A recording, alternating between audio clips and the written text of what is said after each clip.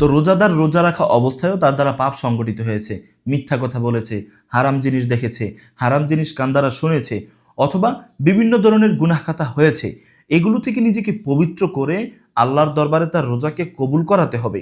এজন্য আল্লাহ রসুল সাল্লাম বলেন যে ফরদা রসুল্লাহ সাল্লাহ আলী আসাল্লাম, আল্লাহ রসুল ফরজ করে দিয়েছেন জাকাত আল ফিতরি, সাদকাতুল ফিতির, তুহরাতান লিস-সাইমি মিনাল লাগবি ওয়ার রফাসি।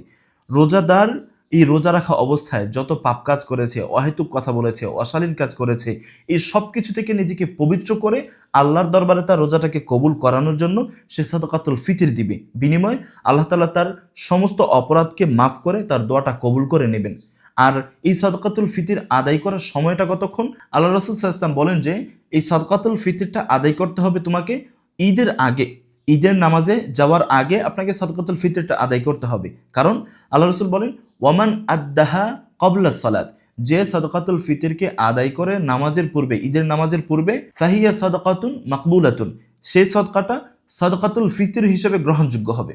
ওয়ামান আদ্দাহা বা'দা সালাহ, কেউ যদি ঈদের নামাজের পরে সাদকাতুল ফিতর আদায় করে, ফাহিয়া সাদকাতুন মিনাস সাদাকাত, তাহলে সেই সাদাকার আমলটা বা যেটা আপনি ঈদের পরে করলেন সেটা সাদাকাতুল ফিতর, যেটা আল্লাহ রাসূল আবশ্যক করছেন, সেইটা আদায় হবে না, বরং আপনি যখন ঈদের পরে আদায় করবেন তখন সেটা সাদাকাতুল ফিতর, অন্যান্য যে সাদাকা আছে সেগুলো হিসেবে আমল হবে।